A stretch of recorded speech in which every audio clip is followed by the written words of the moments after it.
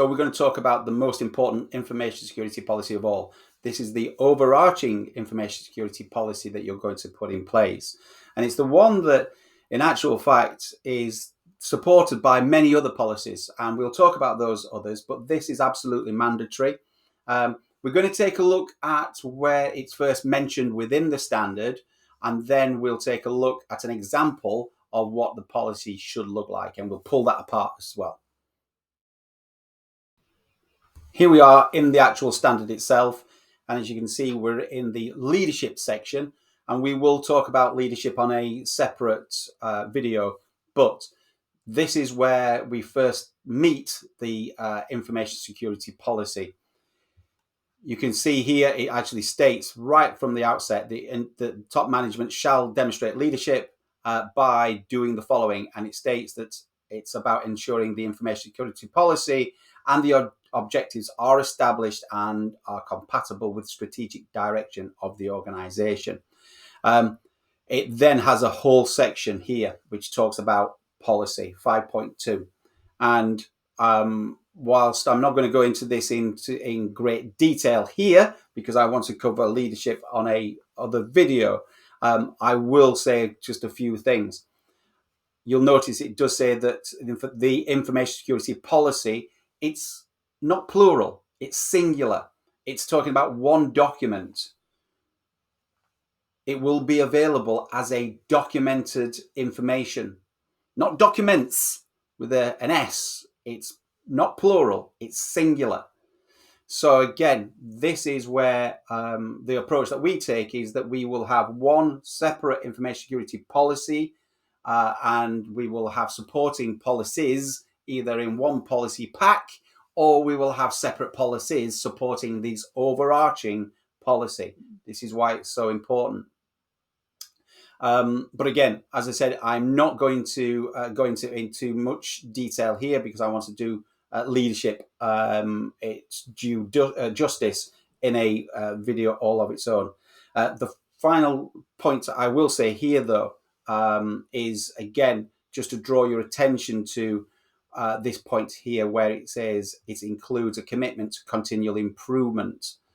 So when I show you an example of that, just keep that in mind. How do you demonstrate something that has a commitment to continual improvement? It's not as complex as it sounds. So with that, let's take a look at it at an example of what one might look like. So here is our security policy. Straight away, you'll see that we've got a nice image there. It's formatted quite nice. It's our security policy. It doesn't say that it's consultants like us security policy. It's our policy. We're in this together. This is a document that describes security, but it's our security policy. On another video, I do talk about how you can improve staff morale by having ISO27001 in place, by demonstrating that you trust your staff and there is a commitment. You gain a commitment from them.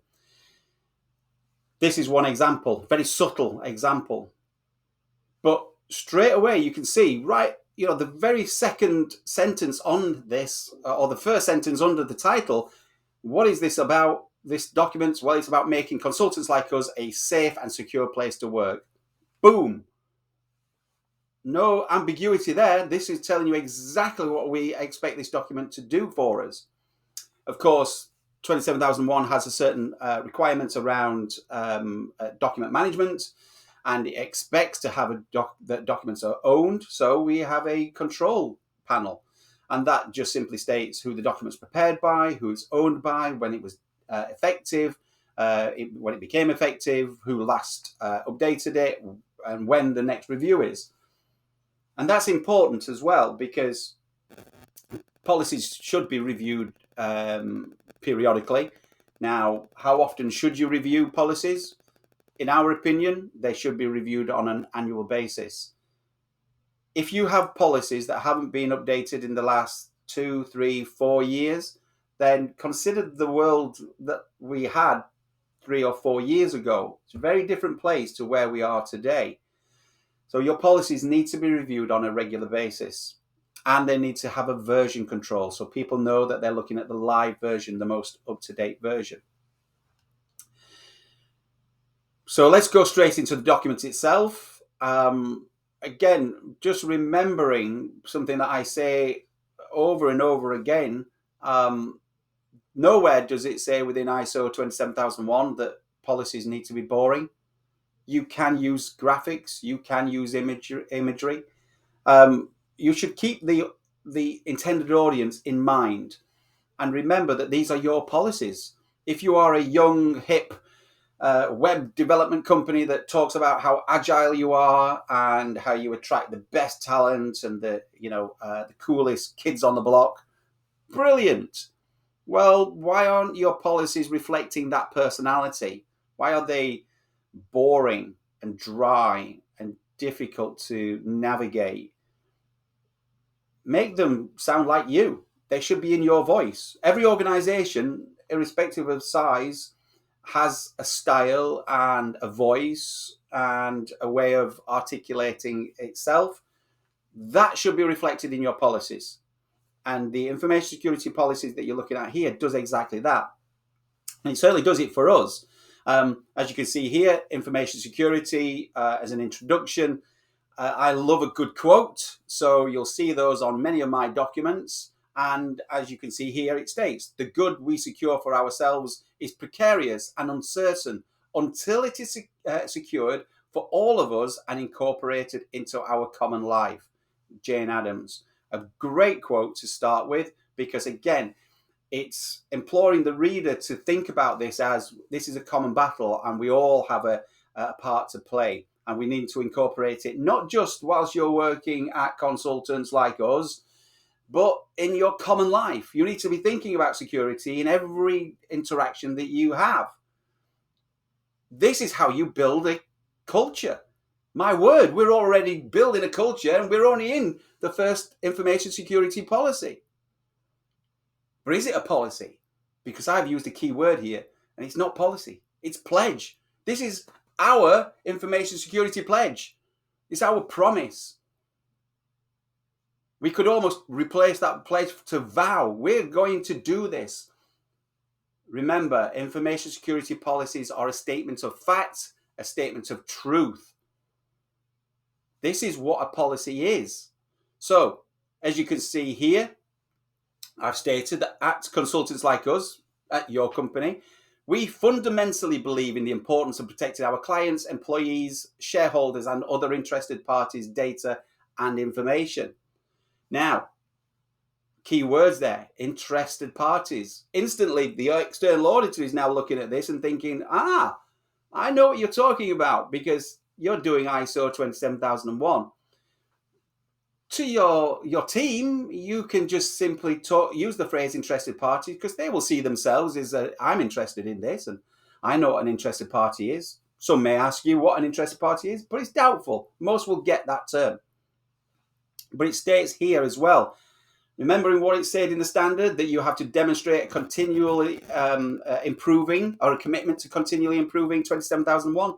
Well, look what we include here on the second paragraph on our pledge. This is why we are committed to developing and continually improving processes that support us in achieving this. These are the subtleties that you need to see that are within your policy wording, so that you're not having to signpost or develop something else over here. And this is how we demonstrate continual improvements, and this is what we do for continual improvement. Well, guess what? It's within our pledge. It's what we fundamentally believe. We don't need to demonstrate anything else, because it's what we do. It's who we are. Now, we're going to go into this a little bit more detail, because I think it's, again, important, and I want to draw out some of the subtleties around this. But please, I'm being honest and obvious here. Notice the language. It's very soft. It's very inclusive. It talks about the framework, because, of course, we need to explain how we're doing this, because, again, we want other people, the external stakeholders who we might want to share this with, our customers and clients and investors, perhaps. We want them to see that we've based this not just on some ethereal, wish and whim. We've done this in accordance with a internationally recognized framework. But you can see this here. But this is just the start of what we do. We need your help. We need your help. This document's about you. I'm bringing you in now, guys. Come on. I want your help to help us. You see, these topics are not a spectator sport. We all have a role to play in helping us demonstrate we understand the organization's roles in making the world a safer place for us all, our commitment to our clients and their protection, and that we respect people's data by complying with the data protection regulations like GDPR and others. Include whichever ones you want to in there. And again, the pledge continues in very simple terms. We believe that information security and data protection are equally important and often use the terms interchangeably. Both refer to the protection of information, data in all its forms under our control. It's simple words. It's something that clearly tells people what we expect or what we do. It's a matter of fact. It isn't any kind of either or, depends on this, it depends on that, and this is how you're going to do this, and this is how you should do that, and perhaps you should think about the following. That's guidance, that's process, that's procedures. This is very simple words that we're putting in here and hopefully inspiring people to want to read further on. And this is an important point as well when we talk about the simplicity of the words here. Notice the structure. No big blocks of text. Why do people do that? Now, people with learning difficulties, or people who maybe see the world in a different way than you or I, may look at blocks of text and get switched off instantly. I myself find myself, if I look at a large block of text, I just simply switch off. I can't read it. I need it to be broken down so I can understand each section and before I move on to the next. So think about who's reading your policies and what needs they might particularly have. And again, to clarify our expectations, we have developed a range of policies and practices based on best practice, advice, guidance from government agencies, law enforcement, and international standards. We then state what our objectives are. I won't go through those because there they are. We give them very specific objectives. They're already identified within our context of organization, which is in another conversation. We talk about what our policies are, and we state that this is the first in a series of policies that we are required to adhere to.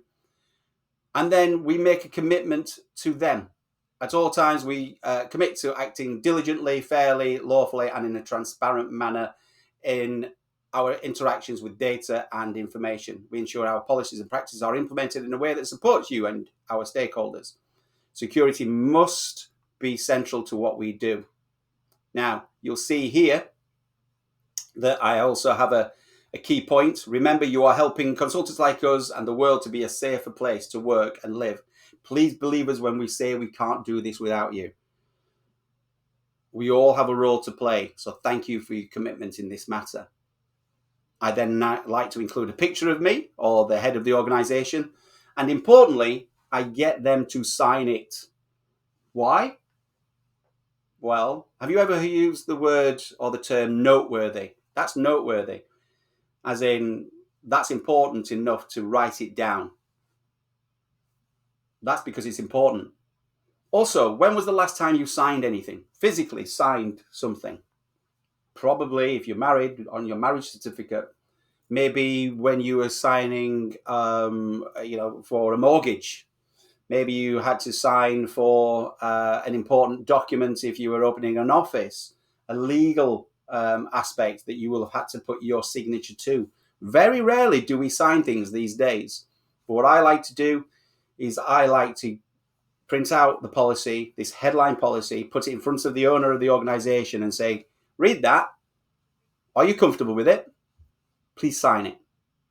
Then I scan it and then I communicate that out to the business. Now, there you are. It's as simple as that. Now, before I go on, hopefully you're still with me and you're still watching this and still thinking, okay, I'm looking at this. This is interesting. But I've noticed a couple of typos, Gary. Naughty, naughty. Well, I'm going to tell you, I put those in there deliberately because there's one extra tip that I'm going to give you. Now, some information security people will say that this is an awful thing to do, and they will run away and say, you should never use this tool because it's scanning your documents, and in order for this document to work, for this tool to use, it has to upload your information into a server elsewhere, and therefore blah, blah, blah, boring. I get it. I know. Information security is important. We're all very important. But you know what? Based upon risk, you can use this tool to make sure that your documents read well. And that tool is called Grammarly. Now, there are other tools out there, I'm sure, but I like Grammarly. So, in it, it will allow me to take a look at my documents and say, yeah, you're right. I got that word wrong.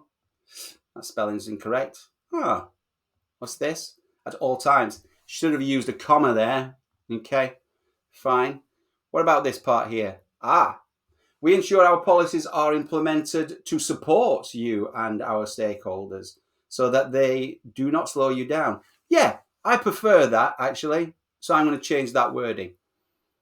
Of course, I did use two musts in there. So well done to the eagle-eyed amongst you noticed this. But you can see here, it will go through and allow me to check my grammar. Now, in some places, it will say something that I think, actually, is that right? And the world to be safer place to work? No, I actually like a safer place to work. So I'm going to ignore that. So I'll take that out. Thank you very much. To be a safer places to work? Well, that's not right. So we'll delete that. And we just work through the document in that manner so that we end up with a document that can be read and understood by the vast majority of people who we want to read and understand it. And there you are.